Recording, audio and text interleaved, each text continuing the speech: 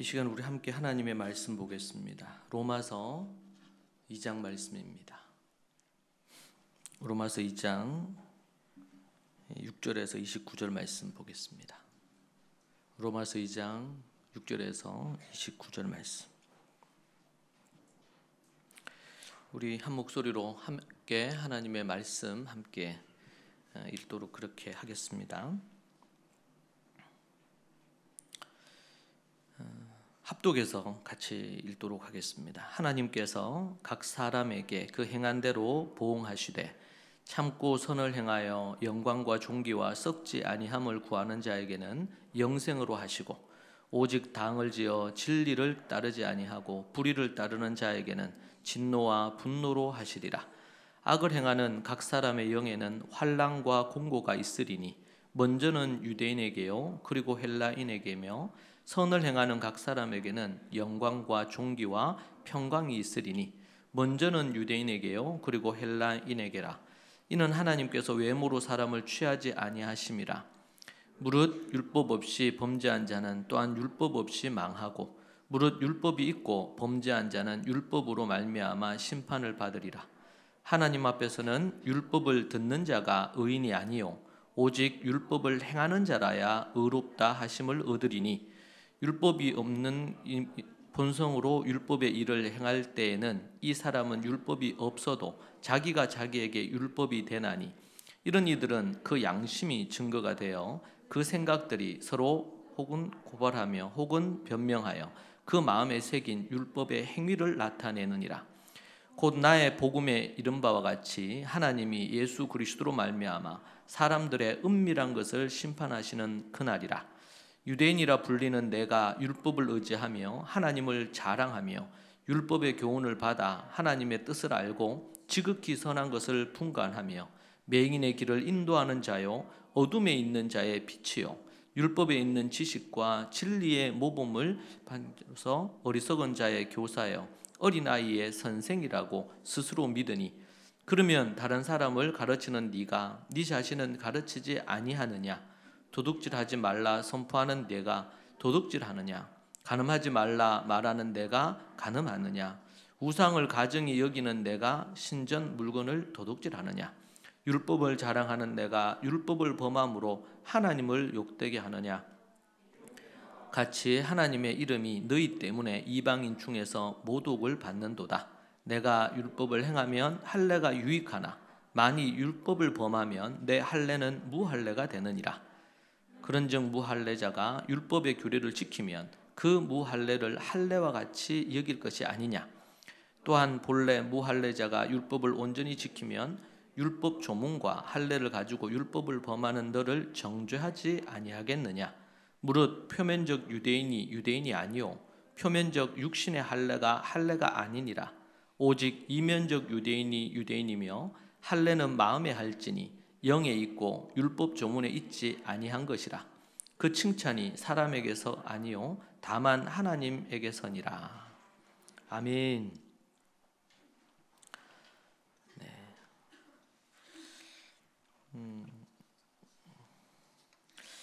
지난주에 우리 대구 교회 그 은사 배치 관련해서 유인물이 나간 걸로 압니다. 우리 대구 교회는 그 유인물 따라서 우리 국장들과 국원들이 그렇게 나갔는데 그 부분 따라서 준비해 주시기를 부탁하고 특별히 오는 주간 그리고 다음 주간 이렇게 해서 필요한 부분 잘 인수인계하고 그렇게 해서 3월부터 본격적으로 우리 그 은사 배치 따라서 그렇게 섬겨 주시기를 바랍니다. 우리 경기 교회에는 아직까지 다 완성이 되진 않았는데 현재까지 진행된 부분에 있어서 은사 배치 부분을 잠시 여러분에게 이야기하겠습니다. 우리 총무로 우리 김종식 성도님이 섬기시고 예배국에 우리 백영경 우리 성도님 그리고 재정국의 모성희 성도님 그리고 새가족국의 허진선 성도님 그리고 사무국의 이종원 성도님 찬양국의 우리 최지연 성도님 이렇게 해서 기존에 또 하시던 분들이 연임하시는 부분도 있고 또 변화도 있습니다. 나머지 관련된 부분은 다음 주에 발표를 하고 그렇게 해서 진행하도록 하겠습니다. 그리고 그 이후에 따로 임명식을 준비해서 진행하도록 그렇게 하겠습니다. 여러분들이 맡은 자에게 구할 것은 다른 무엇보다 충성이지요. 그래서 요즘 이 세상에서도 뭐 직분이나 이런 부분들을 가벼이 여기는 경우들이 참 많습니다. 그러나 하나님께서 교회를 통해서 주신 이런 직분을 맡았을 때 여러분 충성되이 그렇게 섬기시고 작은 일에도 충성해서 하나님 앞에 쓰임 받고 우리 고린도전서 말씀처럼 은사를 따라서 하나님 앞에 그렇게 잘 섬기시기를 부탁을 드립니다. 그래서 몸된 교회가 더욱더 견고하게 세워지기를 바랍니다. 오늘 우리가 읽은 말씀으로 교인들은 왜 쉽게 죄를 짓는가라는 부분으로 여러분과 함께 말씀을 나누려고 합니다. 좀 제목이 조금 주관적입니다. 모든 성도들, 교회 다니는 교인들이 죄를 쉽게 짓지는 않을 수 있습니다. 그러나 좀 일반적으로 볼 때 현대 교인들이 예전의 교인들보다 쉽게 죄를 짓는 것은 사실인 것 같습니다. 그리고 세상에서도 예수님을 믿는 자들과 믿지 않는 자들이 별반 차이가 없다고 이렇게 혹평하는 경우들도 없지 않아 있습니다. 모든 말들이 다 객관적으로 사실이다 이렇게 하기는 어려울 수 있겠습니다. 그러나 분명한 것은 예수님을 믿지만 죄와 관련해서 가벼이 생각하고 죄를 짓는 경우들이 없지 않아 있다는 것이죠. 제가 예전에 한 20여 년 전에 그 청소년 사역을 제가 한 적이 있습니다. 교회 안에 있는 청소년들 상대로 사역을 했었는데 교회 안에 있는 청소년들이지만 교회 바깥에 그때가 20년 한 25년 전이니까 그때만 해도 소위 말해서 아이들이 막 이렇게 지금처럼 막 학폭이 심하거나 아주 이 왕따가 그렇게 하거나 아니면 또 다른 친구들을 잔혹하게 괴롭히거나 이런 일들이 그때만 해도 잘 없었습니다. 그때는 이제 일본에서 이즘이라 그래서 일본에서 그런 일이 있어서 뉴스가 한 번씩 나면 모두 다 혀를 찾죠. 그럼 우리는 또 일본에 대한 악감정이 좀 있으니까 저 봐라 이러면서 욕도 하고 이렇게 하는 분위기가 있었습니다. 그런데 채 한 10년, 15년이 채 지나지 않아서 완전히 반전이 되었습니다. 일본하고 비슷하거나 아니면 일본보다 더한 그런 모습으로 이게 판이 뒤집어져 버린 것입니다. 안타까웠죠. 이게 이제 일본과 뭐 한국 뭐 이런 걸 수준을 넘어서고 제가 이제 뭐 매년 거의 코로나 있기 전에는 미국을 늘 방문했으니까 예전에는 한국 애들이 오면은 미국의 이제 한인 부모들이 한국 애들 오고 그러면 그 자기 애들 있잖아요. 자기 애들이 이제 이민을 오거나 아니면 이 기에서 태어난 한인 가정의 아이들이죠. 이 아이들 교회 다니는 집들입니다. 그런데 이 아이들이 이제 미국 학교를 다니면서 그 아이들이 안 좋은 이런 모습이 너무 많으니까 한국 애들이 이제 뭐 방학 때나 이렇게 해서 친척 집에 온다든지 오면 그렇게 반갑게 하고 이제 자기 아이들을 그 한국에서 온 아이들하고 같이 좀 지내도록 이렇게 만들었다 그래요. 근데 제가 이제 뭐 매년 이렇게 가면서 듣는 소식이 시간이 지나면 지날수록 한국에서 오는 거를 안 반가워한대. 어느 순간부터인가 미국에 있는 자기 애들보다 한국에서 오는 애들이 더 상태들이 안 좋더라는 거예요. 예, 말도 거칠게 하고 욕도 너무 잘하고 그리고 막 다른 아이들에 대한 이런 태도나 이런 인성적인 것이 너무 안 좋은 거예요. 그래서 되도록이면 안 오기를 바라고 와서도 함께 지내는 것을 최소화하려고 이렇게 한다는 얘기를 제가 이제 뭐 캐나다도 그렇고 미국에 집회를 갈 때마다 그런 얘기, 그러니까 좀 상황이 달라졌다는 겁니다. 옛날에 우리나라에서 유학을 갔을 때 유학생들이 유학하러 갔을 때는 미국 교수들이 한국 학생들을 너무 좋아했다 그래요. 언어는 좀 부족하고 영어는 잘 안 돼도 태도가 좋고, 그래서 교수님이 가고 그러면 저 앞에 가고 그러면 쫓아가서 인사를 하고 또 교수님 뭐 물건이나 가방도 들어드리고 이렇게 했었는데, 제가 이제 미국에 갔을 때 이제 교수님들이 그런 얘기를 해요. 미국 교수들이. 근데 어느 순간부터인가 한국의 유학생들이 미국 학생들보다 더 이기적이거나 아니면 그런 모습들이 너무 많이 드러나서 너무 놀랐다는 거죠. 그런 얘기하는 것을 보았습니다. 제가 청소년 사역하면서 하면서 이제 뭐 교회를 다니지 않는 애들도 만나고 교회 다니는 애들도 만나잖아요. 그럴 때 과연 이제 교회 다니는 애들과 믿지 않는 애들 사이의 어떤 차별성이라 그럴까요? 아, 이게 다르구나 얘네들이. 이런 어떤 부분들이 있어야 되는데 그렇지 않는 어떤 상황들이나 이런 것들을 보곤 할 때가 있습니다. 물론 교인들이라고 모두 다 쉽게 죄를 짓는 것은 아닐 겁니다. 그런데 우리가 한 가지 생각할 것은 왜 교회를 다니고 신앙생활을 한다고 하는 교인인데 쉽게 죄를 짓는 상황들이나 경우들이 많이 생길까?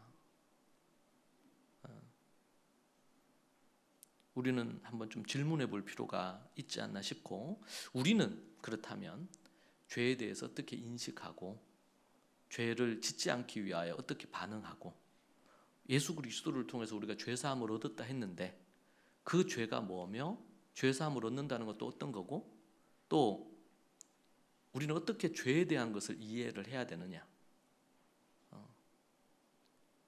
예수님이 제자들의 발을 씻기려고 할 때 베드로가 얘기하죠. 안 된다고. 근데 이거 하지 않으면은 너와 나 상관이 없다, 그렇게 예수님이 얘기하셔서 하는데, 그때 그러면 내 몸을 다 씻어달라 하죠.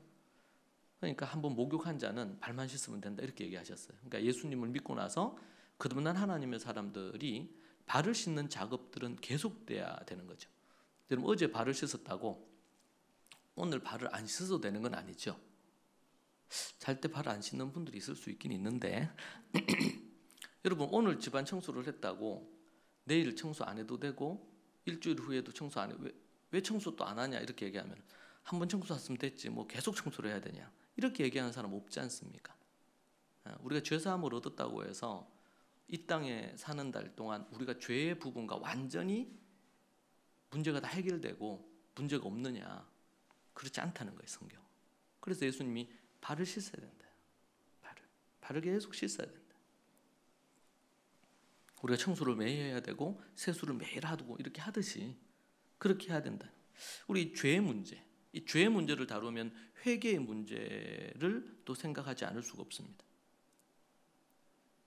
그래서 교회에서 우리가 회개를 이해할 때 너무나 이게 가볍게 이해됨으로 회개에 대해서 정확히 모르는 거예요.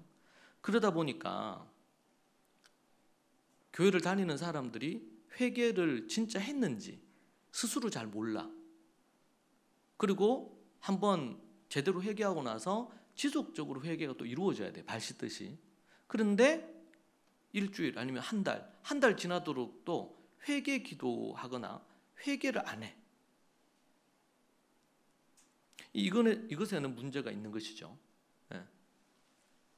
그리고는 쉽게 죄 지으면 다 하나님 우리 회개하면 다 용서해 주시니까 아무 문제 없는 것처럼 이렇게 가볍게 여기는 경향도 있는 것 같습니다. 그런 부분에서 교인들은 왜 쉽게 죄를 짓는가에 대해서 우리가 한번, 오늘 말씀이 우리에게 그 부분에 대한 것들을 말해주고 있어요. 우리가 추적해 볼 필요가 있다고 생각을 합니다. 먼저는 우리 하나님을 믿는 유대인들과 관련해서 6절 이후에 유대인들이 하나님의 심판대 앞에 서는 것에 대하여 이야기를 합니다. 유대인들은 모두 다 하나님을 믿는 사람들입니다. 여기서 우리가 유대인과 관련된 얘기가 나오는데, 이것을 현대 우리에게 이걸 가지고 오려면 얘네들 유대인이 이랬구나 이렇게 할 수 있는데, 지금 유대인들은 하나님을 알고 있고 믿고 있고 회당, 지금으로 얘기하면 교회를 다니고 있던 사람들입니다. 그죠? 그런데 그들을 향해서 얘기하는 거거든요. 구약에서는 이스라엘 백성들, 이스라엘이 하나님의 선택받은 백성이고 광야 교회라고 할 때도 출애굽한 이스라엘 유대인들을 이제 교회, 광야 교회라고 그랬으니까 광야 교회 안에 있는 사람들은 한 230만 정도 됐다고 하는데 교인이죠, 교인. 광야 교인들에게 주는 메시지예요. 그러니까 교회를 다니는, 하나님을 믿고 지금으로 얘기한다면 예수님을 믿고 교회를 다니는 사람에게 주어진 것이 성경입니다. 구약은 이스라엘을 향한 광야 교회를 향해서 주어진 성경이고, 신약은 이제 신약의 이방인 교회까지 포함한 유대인뿐만 아니라 그들에게 준 것입니다. 이 유대인에 대한 올바른 우리가 이해를 통해서 그럼 이 시대에 우리에게 이 말씀 우리에게 어떻게 적용돼야 되나? 로마서 말씀이 이게 우리가 어떻게 적용돼야 되냐? 우리도 하나님을 믿고 있고 교인들은 예수님을 믿고 있고 교회를 다니고 있지 않습니까? 그런 부분에 동일하게 적용될 수 있다. 이 부분이 볼 수 있습니다. 하나님을 믿는 유대인들에게 하나님의 심판이 있다고 이렇게 얘기를 했습니다. 우리는 자칫 예수님을 믿으면 심판받지 않는다, 이런 이해를 가질 수가 있거든요. 근데 그거 사실 아닙니다. 좀 더 뒤에서 자세히 얘기하죠. 하나님을 믿는 유대인들, 예수님을 믿는 유대인들이 하나님의 심판대 앞에 섭니다. 이제 우리 2장 1절에 보면 그 이유가 뭐냐면 그들은 다른 사람을 판단하고 정죄했기 때문이라고 얘기를 합니다. 하나님을 믿는 유대인들이 이방인들에게 공격을 일삼았습니다. 정죄하고 판단하고 무서운 이런 정죄와 심판을 했습니다. 이거 제가 이제 지난주에 설교한 겁니다. 교인들이 왜 쉽게 다른 사람 판단하고 정죄하는가? 라는 제목으로 여러분에게 나누었습니다. 또 유대인들이 하나님의 심판대에서 심판받는 이유는 진리대로, 하나님은 그들을 진리대로 심판하기 때문에 그렇습니다. 하나님의 심판의 기준이 있는데, 심판의 기준이, 그것은 유대인이나 이방인이나 예수님 믿는 자나 믿지 않는 자나 상관없이 하나님의 심판의 기준이 있어요. 그 기준이 뭐냐면 진리대로 심판하는 겁니다. 진리대로. 유대인들은 더 많은 성경을 더 많이 알고 있었고 연구하고 있었고 이렇게 했기 때문에 그들에게는 그 하나님의 말씀을 지켜 행할 책임이 더 많았습니다. 그런데 저들이 그렇게 하지 않음으로 인해서 그들은 실패했고, 하나님은 그래서 진리대로 하나님이 심판하신 겁니다. 여러분, 광야를 지날 때 이스라엘 백성들이 출애굽에서 광야를 지나잖아요. 이 출애굽을 했다는 것은 애굽에서 나왔잖아요. 이것은 그리고 또 이 유월절 어린 양의 피로 죄 사함을 얻어가지고 죽을 위기에서 살아났잖아요. 그리고 홍해를 건넜습니다.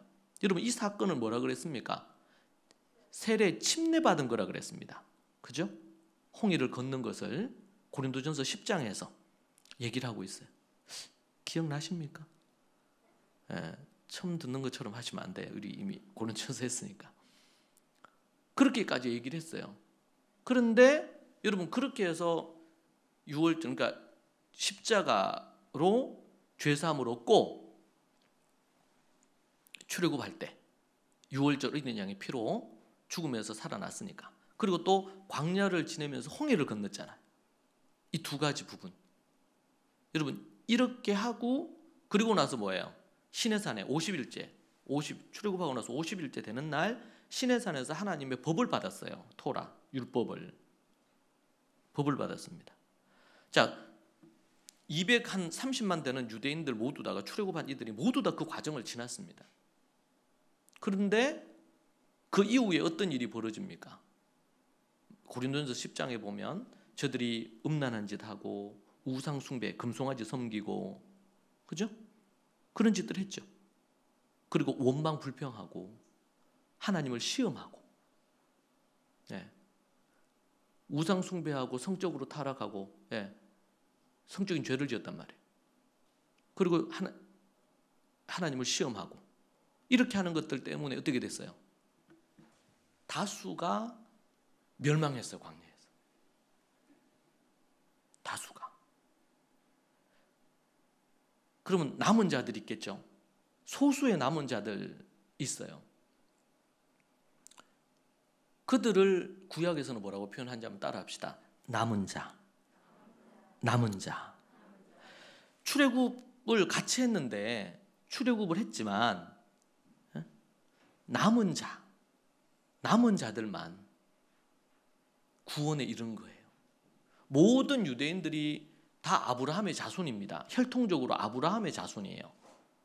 그리고 그 아브라함의 자손임과 동시에 모세, 하나님의 법을 갖고 하나님의 말씀을 공부했던 사람들입니다. 그리고 13살 때부터는 줄줄줄줄 그걸 설명도 할 수 있어요.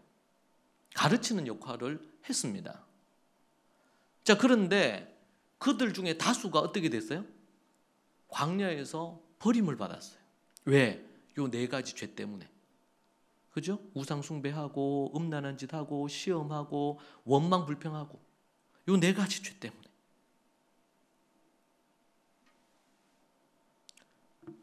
진리대로 하나님은 유대인이나 이방인이나 이런 가릴 것 없이 믿는 자나 믿지 않는 자나 할 것 상관없이 진리대로 심판하신다는 거예요. 진리대로. 여기에는 다른 어떤 예외가 없어요. 진리대로 심판하신다.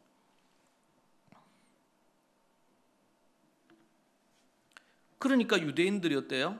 하나님의 심판대 앞에서 진리대로 심판을 받고 또 하나님의 심판을 피할 수 있다고 생각했어요. 유대인들은. 우리는 아브라함의 자손이다. 우리는 율법을 가졌다. 이게 가장 큰 거예요. 율법 중에서도 또 뭐야? 우리는 할례를 받았다. 할례를.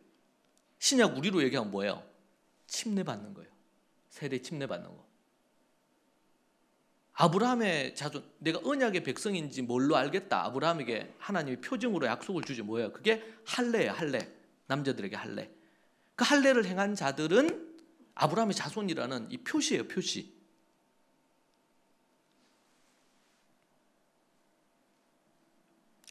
그래서 우리는 아브라함의 자손이고 할례도 받았고 또 하나님이 모세에게 율법을 주셔가지고 이 세 가지 아브라함의 자손이다. 그리고 또 할례 받았다. 율법을 우리가 모세를 통해 우리가 받았다. 그렇기 때문에 우리는 하나님의 심판에서 면제된다 생각한 거예요. 이네들이. 그래서 예수님이 뭐라 그래요? 너희들이 아브라함의 자손인 것으로 뭐 하지 마라? 자랑하지 마라. 예수님이 저 굴러가는 저 돌 가지고도 아브라함 자손 만들 수 있다. 평가절하를 하죠. 유대인들을. 할례 받은 거, 아브라함의 자손인 거, 너희들이 율법을 가지고 있다는 거. 그것으로 심판 면제받지 못한다. 죄 지은 거 용서받지 못한다. 그것은 너희들에게 심판을 면제받는 조건이 되지 못한다는 거예요. 그러니까 저들이 잘못된 선민의식을 갖고 있는 거예요. 이걸 우리가 적용하면 어떻게 해요? 나는 예수님을 믿습니다. 나는 교회를 다닙니다. 우리 집안이 다 믿는 집안입니다.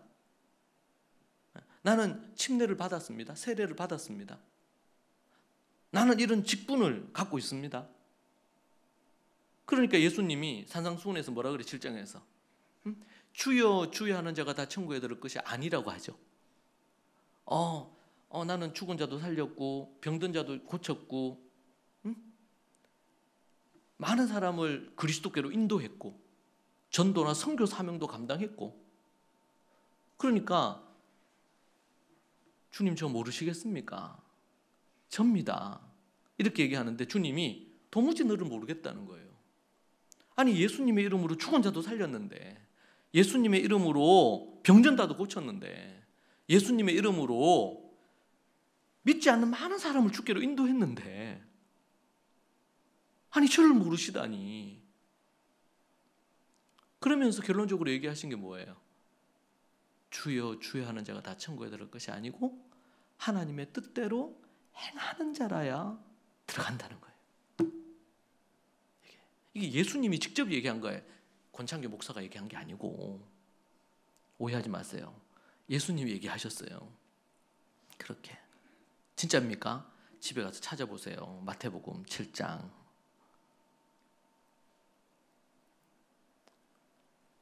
우리가 자칫 착각하고 오해하고 있을 수 있는 것은 예수님을 믿는다고 고백하고 영접 기도하고 침례를 받고 교회를 다니면 내가 구원받았다고 착각을 할 수 있단 말이에요. 지금 유대인들이 그랬잖아요. 유대인들이 우리는 홍해도 건넜고 하나님 모세의 법도 받았고 아브라함 자손이라는 표로 할례도 우리가 행했고 이런 거 다 했단 말이에요. 그렇게 했는데 우리가 아브라함의 자손이 아니란 말이냐만 이런 식으로 얘기하는 거예요. 응? 근데 바울이 뭐라 그래요? 그걸로 하나님의 심판을 피할 수가 없다는 거예요.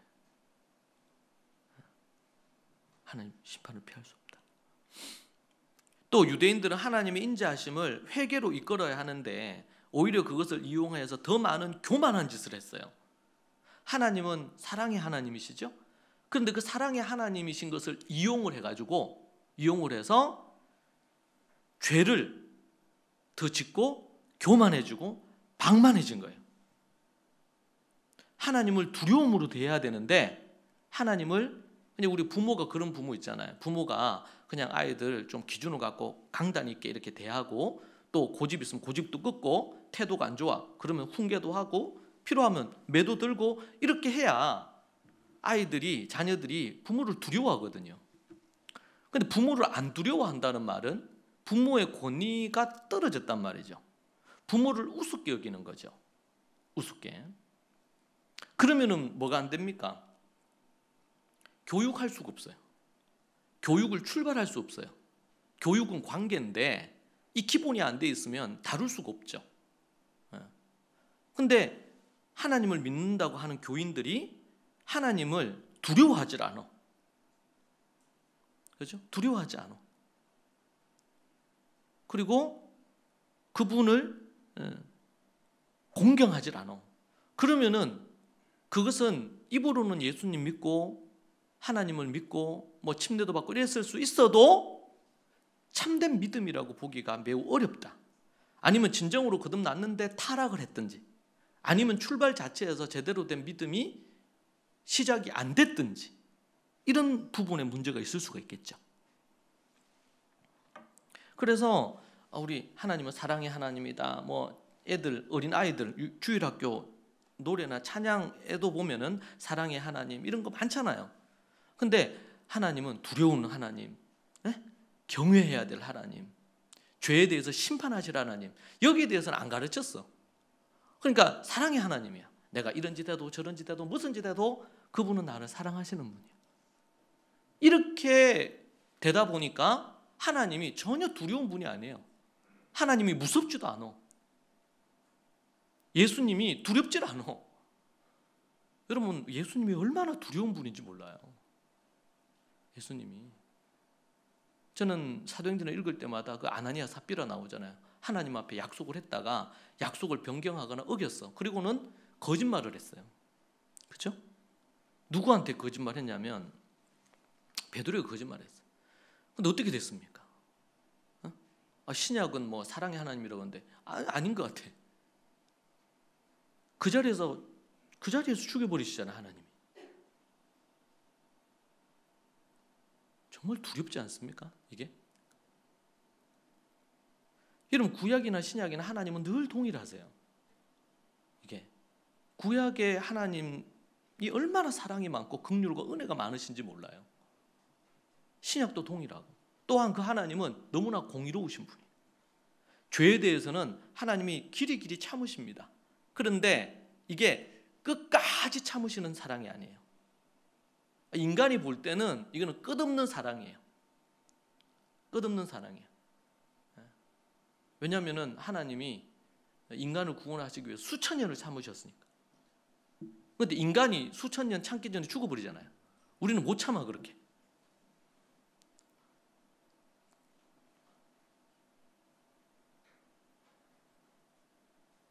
하나님은 정말 사랑의 하나님입니다. 그러나 그 사랑이라는 것이 끝이 없는 사랑이 아닙니다. 그러면 가룟 유다도 용서를 했었어야 되지 않습니까? 사울 왕도 용서를 했었어야 되고 가인도 용서를 했었어야 되고 홍수 심판으로 다 죽이지 마시고 그들도 하나님을 사랑해야 되는 거 아니겠습니까? 근데 그렇게 하지 않으셨잖아요. 저는 창세기 이제 48장, 49장, 50장을 연구하면서 참 큰 충격이었습니다. 야곱이 죽으면서 마지막으로 12아들에게 축복기도 하고 이렇게 하는데 2명, 한 3명, 2-3명 빼고는 모두 다 저주에 가까운 기도를 하죠. 네. 죽으면서도 마지막 그냥 좋은 말 남기고 그냥 끝나지 않아요. 마지막으로 루벤에게 네가 저지른 음란한 죄, 권위의 질서를 깨트린 죄, 거기에 대해서 얘기하고 그 후손들이, 루벤의 후손들이 그것을 자각을 하고 평생 잊지 않도록, 그리고 야곱의 그 기도문이, 그 고백이 한 장 전체에 싹 다 기록되어 있잖아요. 뭐라고 얘기했는지 세밀하게 아주 클로즈업 해가지고 딱 기록을 해놨어요. 우리나라 어머니나 아버지들은 그냥 좋은 게 좋은 거죠. 근데 성경에 이스라엘의 아버지는 그렇지 않아요. 그러니까 아닌 거는 눈에 흙이 들어가도 아닌 거예요. 하나님의 그 기준은 아버지의 어떤 개인적인 성향이나 취향이 아니라 하나님의 뜻과 관련된 부분입니다.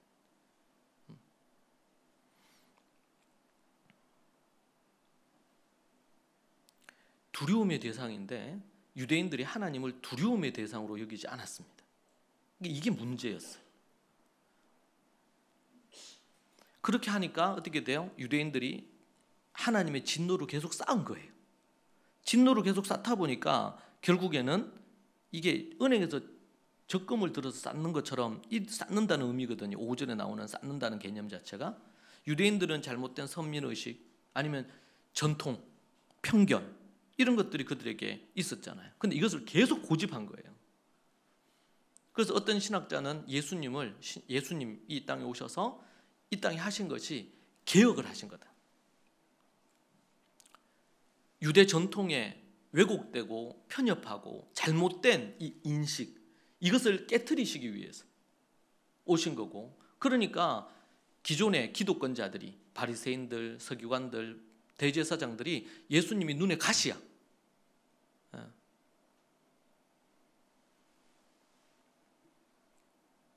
그래서 예수님을 죽이려고 하는 부분이죠.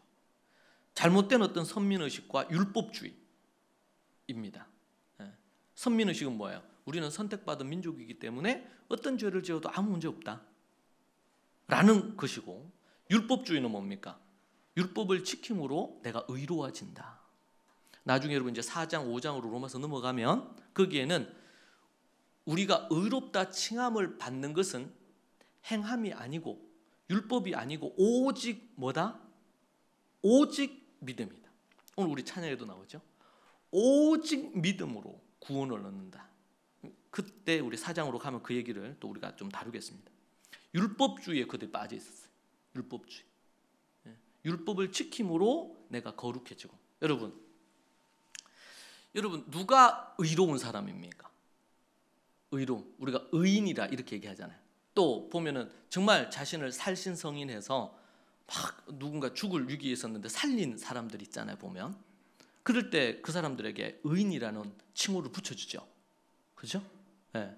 여러분 우리가 누가 의인일까요? 의로운 사람이 누굴까요? 어떤 사람이 의로운 사람일까? 우리가 의인이라 그럴 때 일반적으로 우리가 인식할 때 세상에서도 그렇지만 우리들도 의인이라 그러면 어떤 사람을 의인이라 그럽니까? 착한 사람, 의로운 사람, 뭔가 선한 일을 행한 사람. 이번에도 이런 전쟁이 있고 아니면 또 지금 뭐 터키 엄청난 지금 오늘 보니까 2만 명이 넘었더라고요. 사망자들이. 참 안타까운 일인데, 근데 거기에 이제 예를 들면 후원금을 보낸다든지 그들을 도우려고 이런 부분들에 대한 그런 마음을 갖는. 그럴 때 우리는 저 사람 참 의롭다 이렇게 하잖아요. 근데 성경에서 어떤 사람이 와서 예수님께 얘기했어요. 선생님은 참 의로우신 분입니다. 이렇게 얘기하니까 예수님 뭐라 그랬어요? 이 땅에 의로운 사람이 없다. 하나님 외에 의로운 자가 없다. 그렇게 얘기하시죠, 예수님이? 그러니까 일반적으로 이 세상에서는 의인이라는 칭호를 그렇게 써요. 착한 일을 하고 의로운 일을 하고. 그래서 캐톨릭이나 이런 데서도 어떻게 합니까? 그 성호를 붙이죠. 성인이다. 정말 거룩하고 의로운 사람이다. 성인이라는 칭호를 붙여줘요. 그런데 성경을 우리가 조금 더 자세히 조금만 보기만 하면 어때요? 의인이라는 단어를 어떻게 씁니까? 착한 일을 한다고 다 의인이라고 하지는 않더라고, 성경에는. 예수님 앞에서 얘기한 것처럼 예수님을 향해서 의인이라고, 의롭다고 하는 것도 예수님 거부했어요. 의로우신 분은 하나님밖에 없다. 네가 왜 나를 의롭다 하느냐? 그는 그 사람의 기준이야. 의롭다는 기준이야. 사람마다 다 기준이 달라요. 요 정도 해야지 의롭다 여기는 사람이 있고 다 기준이 달라요. 근데 로마서 4장에 보면 어떻게 얘기하냐면 의롭다고 칭함을 얻은 것은 율법을 지켜 행함으로, 착한 일을 행함으로 의로워진 것이 아니고 오직 믿음으로 의로워지는 거다. 믿음으로 의롭다 칭함을 받는다 그랬어요. 믿음으로. 이 믿음은 뭡니까? 하나님이 예수님을 십자가에 달아 피 흘려 죽게 하심으로 그 십자가의 공로, 그 십자가의 피로 말미암아 어떻게 됐어요? 우리가 의롭다고 칭함을 얻게 됐어요. 그 사람의 착한 일의 유무, 율법을 지켜 행하느냐 마느냐, 이거 유무 이런 것과 아무 상관없이 오직 십자가에 달려 죽으신 예수 그리스도의 보혈의 피로 의롭다고 칭함을 받게 됐단 말이에요. 이것이 하나님이 정하신 새로운 구원의 길이라고 로마서 4장에서 얘기를 해요. 자, 그러면은 우리는 어떻게 의롭다는 것을 어떻게 다시 기준을 새로 잡아야 돼요, 우리가. 그죠? 성경에서는 의롭다는 것을 뭘로 얘기하는 거예요? 사람이 죄인이 있는데 그 죄된 인간이 의로워지려면 어떻게 해결할 수 있어요? 이 죄의 문제를. 모두 다 죄인이잖아요. 모든 사람이 죄를 범했으면 하나님 영광 이루지 못했고 아담 이후로 모든 인간은 죄인이잖아요. 아멘 좀 하시지요. 충격을 받아서 멍하게 계신 건지. 예. 죄인이잖아. 모두가 죄인이잖아. 그럼 죄인된 이 인간이 어떻게 의로워질 수 있냔 말이에요. 의로워져야지 구원을 얻는데 어떻게 의로워져요? 의로워질 수 있는 길이 뭐가 있냔 말이에요.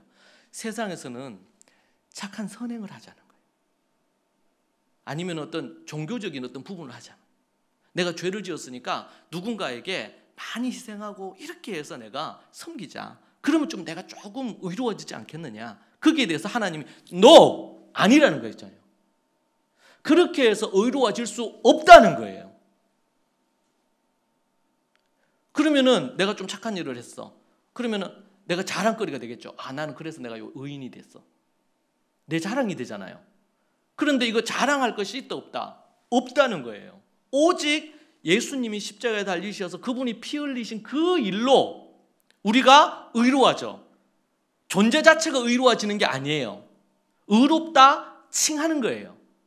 그래서 뭐라 그래? 그거를 따라하죠. 칭의. 의롭다고 칭해주는 거야. 우리 착각을 하면 안 돼요. 여러분, 예수님 믿고 내가 이제 하나님의 자녀가 됐다. 그러면 의로운 존재가 됐다고 착각을 하는데 그렇지 않아요.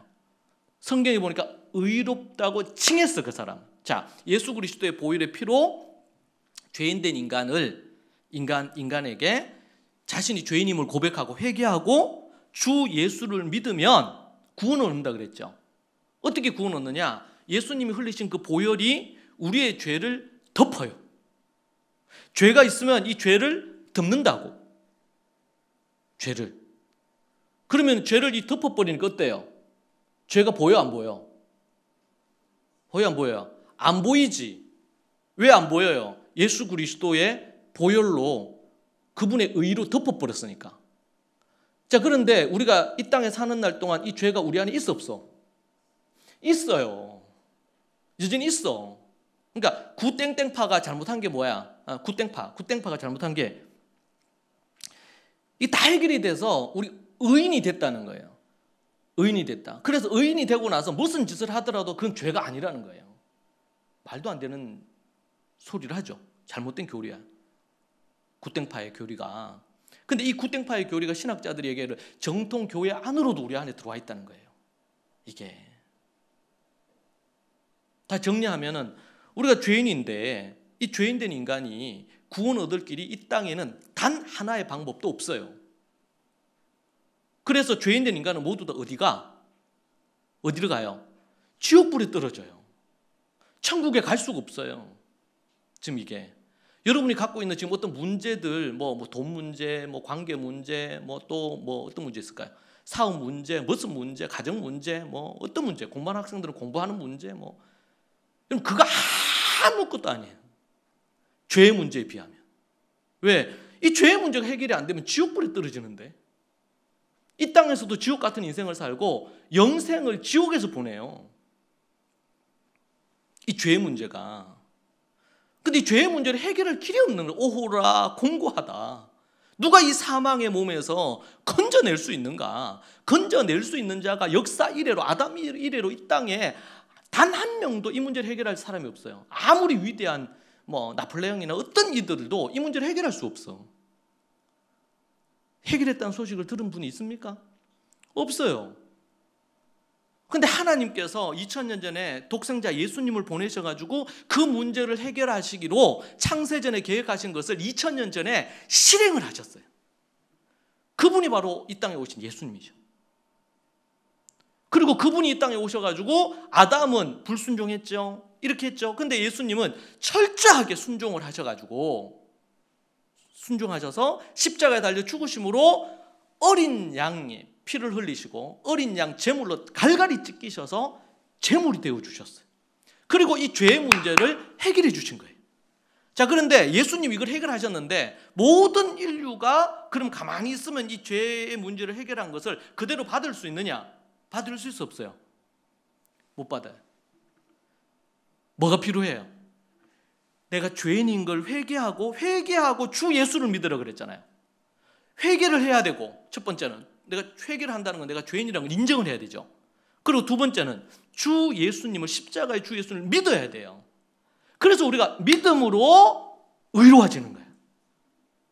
오직 믿음으로만 의로워져요.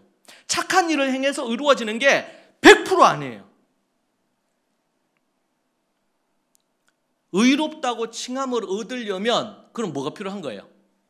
뭐가 필요해? 답을 해보세요. 믿음이 필요한 거예요. 어떤 믿음? 믿음으로 구체적으로 들어가면 자신이 죄인인 거를 인정하는 회개와 더불어 십자가에서, 하나님이 십자가에서 예수님의 피로 우리의 죄를 덮었다라는 것을 믿는 거죠. 이 사실을 믿는 믿음이에요. 그리고 이 복음과 더불어 하나님의 말씀대로 이제는 내가 살겠다 라는 것으로 하나님 앞에서 삶의 방향을 바꾸는 거예요. 이게 뭐야? 이게 믿음이다. 믿음. 그래서 우리는 오직 의인은 믿음으로만 살아요. 믿음으로 우리가 의로워졌죠? 자, 그러면 의롭다 칭함을 받았어. 예수님을 믿고 의롭다 칭함을 받았어. 그죠? 그러면은 그 다음 어떻게 해야 될까요? 아이고 할렐루야, 우리가 의롭다 칭함을 받았네. 이제는 내가 무슨 죄를 지어도 의롭다 칭함을 받았으니까 땡, 끝났네. 이렇게 얘기할 수 있을까요? 성경 그렇게 얘기하지 않죠. 성경의 대부분의 70~80%는 그러면 의롭다 칭함을 받은 자가 어떻게 살아야 되느냐 이 얘기예요. 여러분 이제 신학적으로 구원을 얘기할 때 구원에는 3시제가 있다 그래요. 몇 시제? 3시제. 첫 번째 시제가 과거 시제예요. 구원의 과거 시제가 있어요. 이건 뭐냐면 예수 그리스도가 2000년 전에 십자가에 달려 죽으심으로 우리를 구원해 주셨는데 내가 그 예수 그리스도를 믿었다는 거예요. 여러분들 중에서 과거에 믿은 분도 있고 최근에 믿은 분도 있고 어디 믿었겠죠? 과거 시제죠. 구원의 과거 시제. 자, 그러면 이 과거 시제가 있자면 두 번째는 뭐냐면 현재 시제예요. 현재 시제. 이거는 내가 지금 구원을 이루어가는 걸 얘기해요. 이루어가는 거. 날마다 구원을 이루라고 성경은 얘기하죠. 구원을 이루어가는 현재 시제. 세 번째는 뭐예요? 미래 시제. 우리 주님 재림하실 때가 되면 그때의 구원이 완성이 돼요. 구원이. 과거, 현재, 미래 이 3시제가 구원을 표현하는 점체적인 거예요. 그래서 이것을 이제 과거 시제는 따라합시다. 칭의, 의롭다 칭함을 받는 거. 현재 시제는 뭐냐면 성화, 따라 성화. 세 번째는 마지막 미래 시제 이루어질 거예요. 이거는 뭐 영화. 이 세 가지. 요거 세 가지를 다 합쳐서 뭐라고 한다? 구원이라고 한다.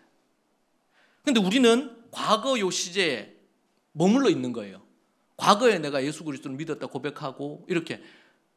그러니까 우리가 이건 이렇게 표현하면 제일 좋아요. 우리 결혼 오늘 이제 뒤에 우리 헌화식도 할 건데 부모가 우리는 이제 침례교회에서는 유아들에게 세례를 주지 않습니다. 유아 세례, 유아 침례를 반대해요. 침례교는. 이제 종교개혁으로 보면 종교개혁을 하면서 이제 뭐 루터나 캘빈이 종교개혁을 했잖아요. 그때는 뭐예요? 예? 우리는 오직 믿음으로 구원을 얻는다. 이 슬로건으로 종교개혁을 했거든요. 근데 종교개혁을 했던 그 무리들이 있는데 그 무리들 중에서 이제 종교개혁을 하고 나면 이제는 캐톨릭과 다르게 우리 개신교라고 이름이 붙여졌는데 여기에서는 다른 이해가 필요하다. 이렇게 얘기하면서 그 당시에는 국가교회였습니다. 그래서 아이가 태어나면 무조건 이 아이는 이제 유아 세례를 줬어요. 그리고 이제 소위 말하는 이 시민권이 나오는 거지. 시민 넘버가 나와요. 이런 형태로 해서 이렇게 된 거예요. 거기에 대해서 일부 개혁자들 중에서 반대했어요. 침례, 세례는 그 스스로가 본인이 믿음의 고백을 해서 회개하고 믿음을 가져야지 베풀어야 되는 거지. 이 어린아이나 갓난아이는 알지 못하잖아요. 그러니까 이들에게 믿음의 이 어떻게 보면은 믿음의 대가 이어지기를 바라는 의미에서 할 수는 있지만 세례나 침례라는 단어를 쓸 수 없다라고 주장하는 이 개혁자들이 있었고, 아니 일부 개혁자들은 좀 더 타협하면서 그냥 이렇게 하는 부분이 있었단 말이에요. 그런데 이제 이 안 된다고 주장했던 그룹들이 침례 교도들이었어요. 진정으로 거듭나서 본인이 믿음의 고백이 있을 때에 세례와 침례를 줘야 된다라는 그룹과 이제 또 다른 그룹 이렇게 이제 생기게 된 것이죠. 그래서 솔직히 우리가 뭐 예를 세례를 받거나 침례를 우리 아이들에게 유아 세례를 뭐 주는 경우도 있잖아요. 그런 경우에 이 아이가 구원받았다 이렇게 믿지는 않죠, 지금 현대에는. 그런데 그 전에 종교개혁이 있기 전에는 구원을 받는 7가지가 예식이 있는데 이 예식 중에 하나가 이제 침례식도 있고 또 결혼 예식도 있고 임종도 있어요.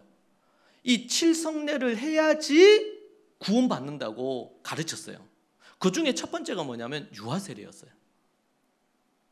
그러니까 종교개혁 이전에 있었던 이 7성례는 반드시 해야지 구원받는. 그래서 여러분들이 어떤 영화를 보면 전쟁터에서 막 사람들이 막 죽는데 이 신부들이 돌아다니면서 마지막 임종 안수에서 기도해 주죠. 왜냐하면 7성례 중에 마지막이 뭐냐면 임종이에요. 임종. 근데 이것을 누가 해줘야 돼? 사제인 신부가 해줘야 되는 거예요. 그래서 막 이렇게 하는 거예요. 왜? 그게 교리적으로 돼 있기 때문에. 근데 거기에 대해서 종교개혁하면서 여기서 반대하는 그룹이 있었어요. 이게 아니다, 이거는. 응? 이제 세례나 침례는 믿는 자들의 고백이어야 된다. 근데 유아는 그렇게 할 수가 없잖아요. 아직까지 어리니까. 이제 그런 부분으로 이제 그 대신에 언약의 백성이다 이렇게 이제 표현하는 걸로 이제 유지를 해왔는데 그게 반대를 하면서 이제 침례교에서는 뭘 하냐면 헌화식을 해요. 이것은 뭐 세례, 그 유아 세례도 그렇지만 부모가 이 자녀를 하나님 앞에 이제는 올려드리고 하나님의 사람으로 내가 키우겠다. 부모의 아버지 어머니의 결단과 헌신이죠. 그래서 헌화식이라고 이름을 해서 하나님 앞에 그렇게 합니다. 그러니까 침례교에서는 그게 우리 중요하다고 생각해서 그렇게 하는 부분들이에요. 우리가 여러분 결혼식 하면 결혼 준비를 하잖아요. 결혼 준비를 오늘 나중에 헌화식 하겠지만 헌화식을 한다고 해서 아이를 하나님 앞에 올려드렸다 이런 개념이 아니에요. 이건 하나의 예식이에요. 그럼 뭐가 필요해요?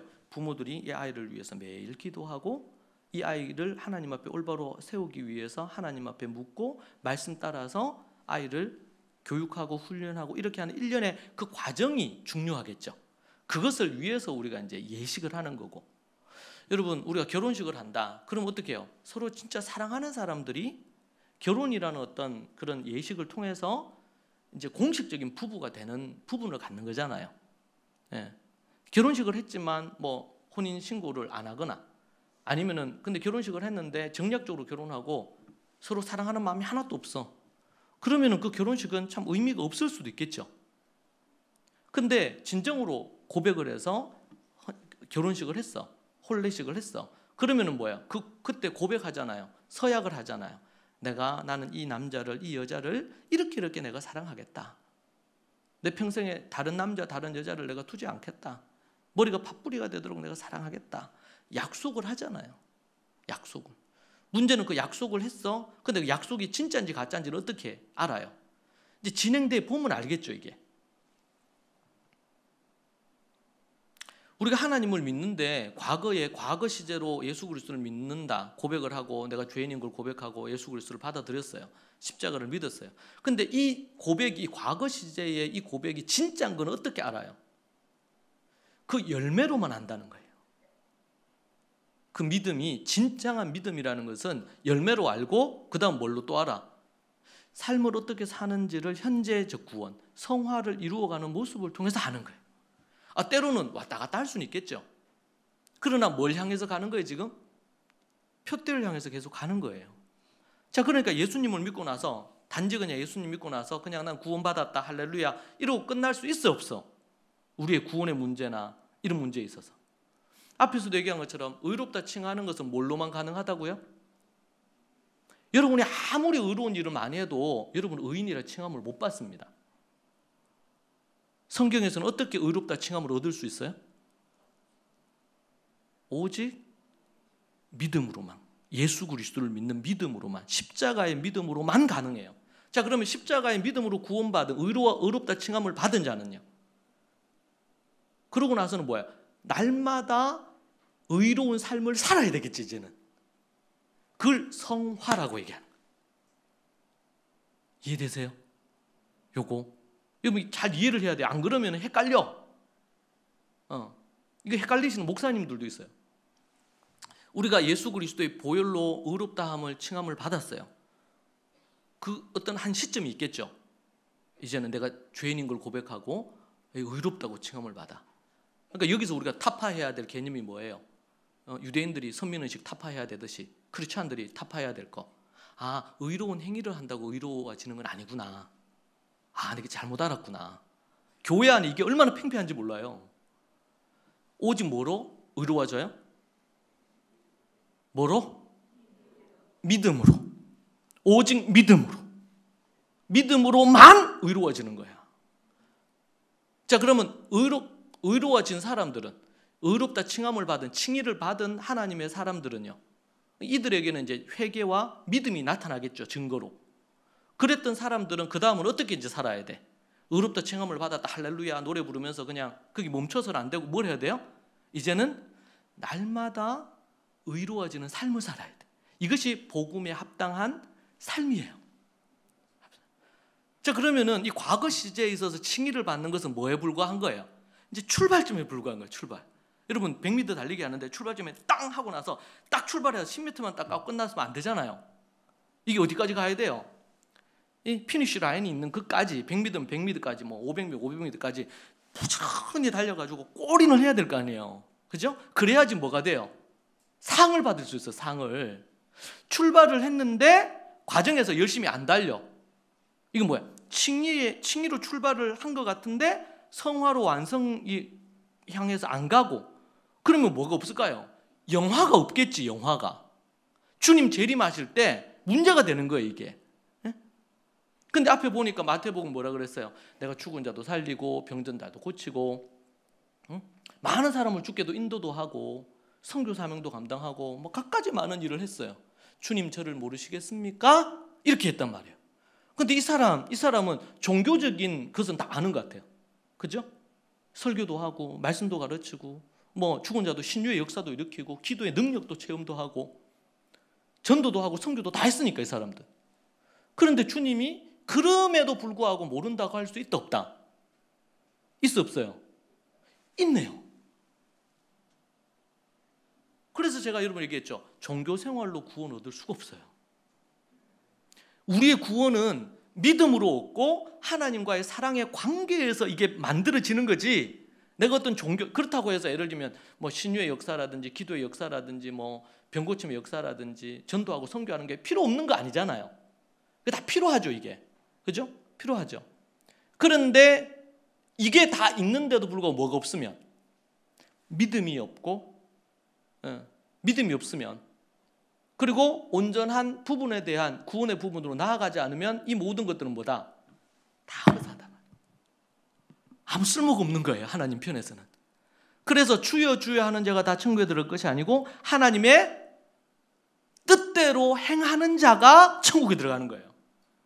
여러분, 이것은 지금 율법주의입니까? 예수님이 지금 율법을 지키라는 거예요? 율법을 지켜야지 구원 얻는다 이 얘기입니까? 그게 아니죠. 지금 진정으로 의롭다 칭함을 받은 자인데 그 의롭다 칭함을 받아놓고 하나님의 율법을 안 지켜. 그러면은 의롭다 칭함을 받은 게 이게 무슨 의미가 있냔 말이에요. 그래서 오늘 말씀해 보니까 할례를 받았어? 근데 할례를 받았는데 율법 없는 자처럼 살아. 할례 받고는. 그러면 뭐라고 얘기하는 거야, 그거를? 할례가 무효예요.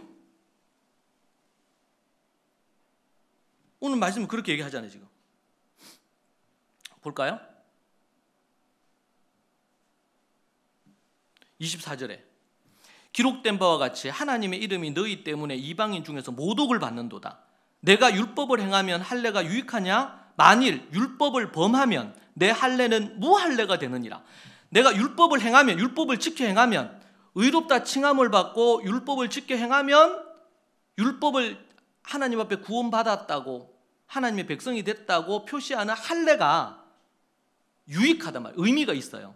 그런데 만일 율법을 지키지 않고 율법을 범하면, 그러면은 네 할례는 뭐가 된다고? 무할례가 된다고. 할례 안 받은 거하고 똑같이 된다고.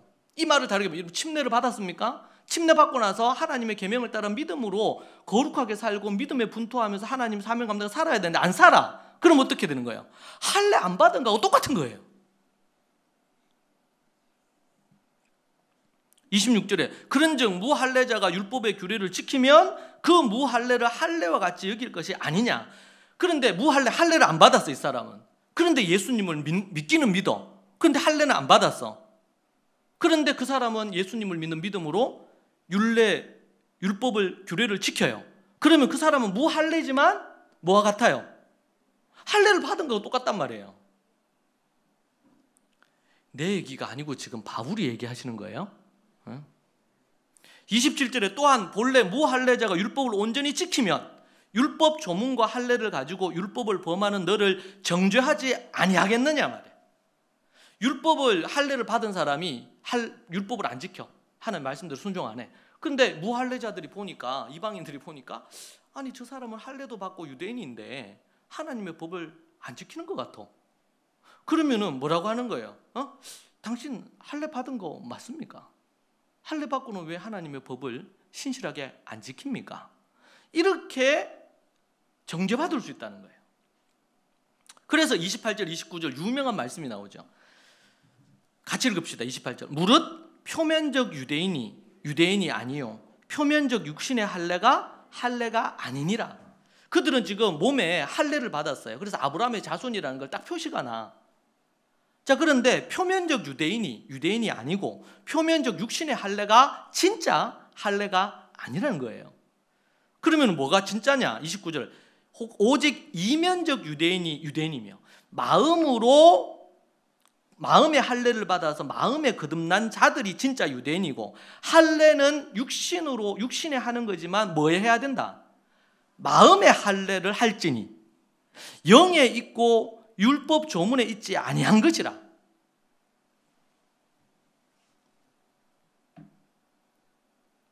그 칭찬이 사람에서가 아니요 다만 하나님에게서니라. 이 말은 뭐야? 하나님께 인정을 받아야 되지, 이 할례라는 것이. 사람에게 칭찬받는 게 아니고 하나님께 칭찬을 받아야 된다. 하나님이 그 사람을 인정하는. 내가 육신적으로 할례를 받았어. 난 아브라함의 자손입니다.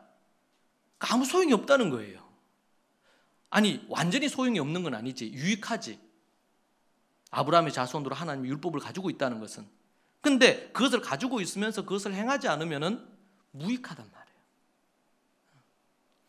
이제 나중에 이제 이 부분에 대해서 나중에 이제 어떤 문제가 또 우리가 질문하고 해결을 해야 되냐면, 그러면 믿지 않는 자들이 올바르게 살 때 어떻게 우리가 이해를 해야 되느냐? 예수님 안 믿는데도 선하게 사는 사람들, 소위 말해서 좀 괜찮게 사는 사람들이 있잖아요. 그거는 또 뒤에 또 나와요. 그 문제를 다루는데 지금 오늘 여기서 이제 그걸 다루기는 어렵고. 자, 그래서 오직 우리는 믿음으로 의롭다함을 얻어요. 자, 믿음으로 의롭다함을 얻은 사람은 어떻게 살아야 돼? 이제는 말씀과 기도로 하나님의 율법이 필요해요. 믿음은 율법을 폐하는 게 아니에요. 믿음은 율법을 완성시켜요. 예수님이 얘기하죠. 내가 율법을 폐하러 온 것이 아니고 완전하게 하러 왔다고 이렇게 얘기하죠. 율법을 폐하러 오신 게 아니에요. 율법을 완성시키기 위해서 왔어요. 자, 그래서 우리는 의롭다 칭함을 받는 기준이 뭐다? 오직 믿음이다. 그런데 그 믿음을 이제 가져서 의롭다 칭함을 받은 사람은 이 과거형의 구원, 믿음이 출발했기 때문에 이제는 뭘 향해서 가야 돼요? 현재적인 구원인 성화를 향해서 매일매일 가야 됩니다. 자, 그래서 여러분 아침에 눈을 딱 떴다. 그럼 뭔 생각을 해야 돼? 오늘 하나님 앞에 의롭다 칭함을 받은 내가 계속 믿음의 의를 이루어야 되겠다. 이것은 율법주의로 율법을 지켜서 내가 의로워지겠다 이런 접근이 아니고, 이미 의롭다 칭함을 얻었기 때문에 내가 계속 의를 내 안에서, 그래서 복음에 합당한 삶을 살아라. 항상 기뻐하고 쉬지 말고 기도하고 범사에 감사하고 사랑, 희락, 화평, 오래 참음, 자비, 양성, 충성, 온유, 절제, 또 오래 참고 온유하고 이렇게 해서 차장이 15가지. 아침에 딱 눈을 뜰 때 우리의 미션이 뭐냐면 하나님이 기뻐하시는 거룩한 그 삶을, 구원을 이루는 삶을 사는 거예요. 그리고 또 하나는 뭐예요? 주님이 우리에게 맡기신 사명을 감당하는 거예요. 소금과 빛의 삶을 감당하는 거예요. 이것이 우리의 존재 이유고 목적이다. 눈을 떴을 때.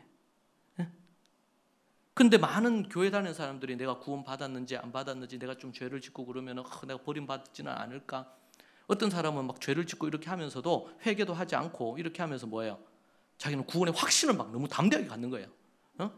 나 구원받았고 너 구원받고 우리 구원받았고 우리 다 구원받았고. 근데 죄를 지어서 회개해야 되는데 회개도 안 하고. 그런 사람들에게 회개를 촉구해야 되고, 정말 하나님 앞에 칭함을 받아 의롭다 칭함을 받아서 믿음으로 살아가는데 낙심되고 넘어진 자들에게는 어떻게 해요? 우리가 하나님께서 우리에게 주신 이 구원을 감사하면서 연약한 무릎을 일으켜서 믿음으로 나아가도록 격려해야 되겠죠. 여러분 이것을 구원론이라고 그러거든요. 구원론. 이게 명확하게 정리가 안 돼 있으면 성경은요 이 부분을 읽으면 이게 맞는 것 같고 저 부분 보면 저게 맞는 것 같아요. 그래서 우리가 지금 보듯이 로마서를 1장부터 16장까지 쭉 보는 거, 고린도전서 1장부터 끝까지를 쭉 보는 거, 이게 너무 중요한 거예요. 왜? 균형 있고 통합적으로 우리가 이해할 수 있기 때문에. 이게 이제 이스라엘에서는 아이들 10대 때 이미 이걸 다 정리를 해. 모세 오경으로 정리하고 정리를 해요. 정말 로마서는 정말 대단한 책이에요. 로마서는 이걸 딱 압축적으로 요약 정리를 해주고 있어요. 그래서 어떤 신학자는 얘기했죠. 66권 성경 중에 딱 한 권만 꼽으라 그러면 로마서를 꼽는다고 그래요. 그만큼 이것을 중요하게 그렇게 다루고 있는 부분이기도 합니다. 여러분, 왜 교인들이 쉽게 죄를 지을까요? 제가 볼 때 이 부분은 성경에서 하나님의 심판의 기준을 잘 모르기 때문에 그래요. 다 면제받았다고 생각해요. 예수 그리스도를 믿음으로 모든 죄가 다 면제받았다고 생각해요. 우리가 단순히 죄가 지금 덮여져 있을 뿐이에요. 하나님 앞에서 우리가 죄사함을 얻었는데 이제는 하나님이 기뻐하시는 삶으로 나아가야 돼요. 이제는 출발을 한 거지 완성이 된 게 아닙니다. 하나님의 심판의 기준. 그러면 우리 믿는 자들도 하나님의 심판 받을 수 있다 없다? 받아야 안 받아야 심판? 받습니다. 성경에서는 곳곳에서 우리가 심판받을 걸 얘기해요. 자, 그런데 그 심판을 받는데 어떤 심판을 받아요? 의롭다 칭함을 받고는 그 이후에 어떤 삶을 살았는지. 여러분 보세요. 마태복음에서 예수님께서 얘기하잖아요. 주여 주여 하는 자가 다 천국에 들어갈 거야. 내가 지금 귀신도 쫓아내고 죽은 자도 살리고 전도도 하고 선교도 했는데 주님 저를 모르겠습니까? 심판대 앞에서 주님 모른다는 거예요. 정말 엄청난 일이죠. 근데 그 사람은 종교적인 행위는 했을지 몰라도 하나님과 따뜻한 사랑의 관계를 맺지는 않았어. 하나님의 말씀을 가슴을 치면서 순종하며 따르진 않았어요. 그래서 성전에서 기도했던 바리새인이 있죠. 성전에서 기도했어요. 또 세리는 저 뒤에서 숨어서 기도하죠. 가슴을 치면서 주님 나는 죄인입니다. 나 같은 것을 주님 살려주셔서 감사합니다. 이러면서 가슴을 치면서 회개하고, 바리새인은 저 앞에서 손을 들고 나는 이렇습니다. 나는 뭐 11조도 하고 나는 이렇게 금식도 하고 나 하나님 앞에 이렇게 말씀도 연구하고 내 같은 교인이 어디 있습니까? 내 같은 거 있어서 행복하시죠? 이러면서 그런 기도를 하는 거예요. 근데 세리는 저 구석에 처박혀가지고 가슴을 치면서 나는 죄인입니다. 근데 예수님께서, 하나님께서 누구를 더 큰 죄인이라고 그래요? 바리새인을 더 큰 죄인이라고 그래요. 여러분 이 시대의 교인들 중에서 그런 바리새적인, 그리고 우리는 예수님 믿었기 때문에 심판에서 면제됐다, 이렇게 의식하면서 긴장감이 떨어지는 거예요. 경외심이 없어. 하나님을 향한 두려움이 없어. 여러분 다윗이 하나님 마음에 합한 사람이지만 살인하고 간음했습니다. 그때 그가 안일하게 생활하고 끝까지 그의 안일함을 유지를 했다 그러면 다윗도 불안해요. 근데 그가 1년이 채 안 돼서 돌이켰죠. 회개 안 하니까 하나님이 나단 선지자 보내서 회개를 촉구하잖아요. 마지막 카드였어요, 하나님 편에서. 하나님의 심판의 기준을 너무 낮게 잡고 있거나 잘못되게 잡고 있어요. 그래서 예수님 믿었는데도 청소년부터 어린아이부터 시작해서 어른에 이르기까지 죄를 쉽게 범하는 거예요. 꺼리낌 없이 죄를 지어. 그래서 우리가 지난주에 얘기한 것처럼 누구 판단하고 정죄하는 거 정말 무서운 심판이죠. 저는 고린도전서 10장을 보면서 4가지 죄, 우상 숭배, 두 번째 뭡니까? 음란, 세 번째 시험, 네 번째 뭐예요? 원망 불평. 요 4가지가 여러분 저들이 광야에서 하나님 앞에 버림받은 이유거든요. 요 4가지. 요 4가지.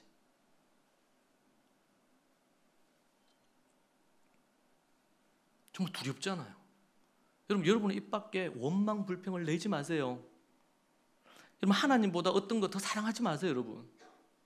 우상 숭배예요. 그 하나님이 정말 싫어하시는 거고 하나님 심판의 대상입니다. 여러분 처음도 중요하지만 끝이 더 중요하겠죠. 주님 앞에 우리 섰을 때 우리 인생을 마감할 때 모른다 그러면 곤란하잖아요.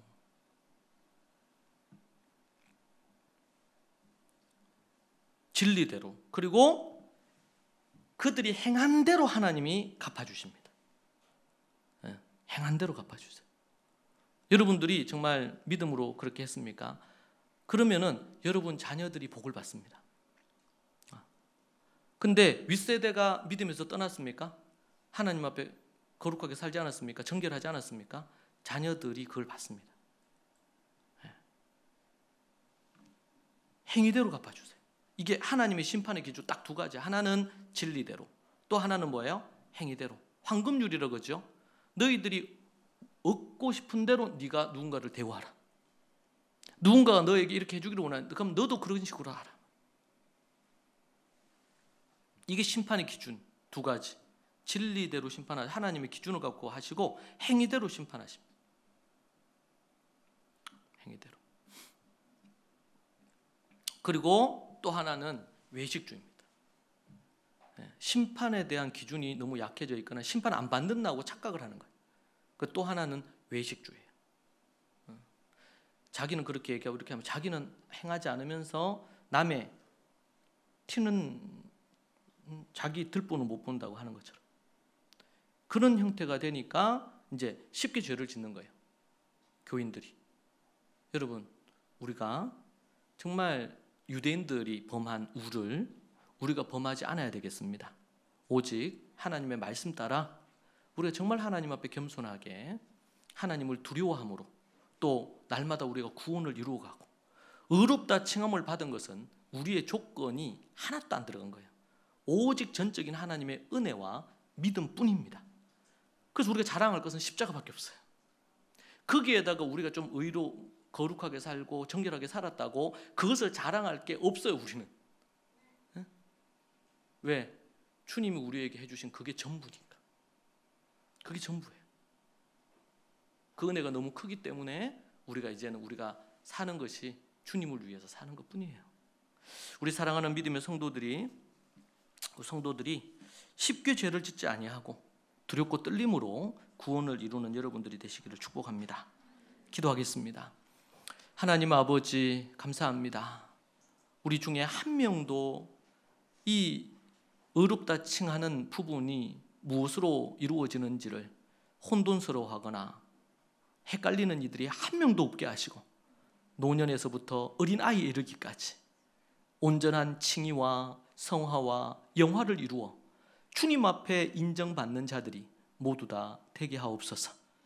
주께서 붙드셔서 우리가 의롭다 칭함을 우선 받게 하시고, 의롭다 칭함을 받은 자들이 하나님 앞에 거룩하고 정결하게 살게 하옵소서. 예수님 이름으로 기도합니다. 아멘.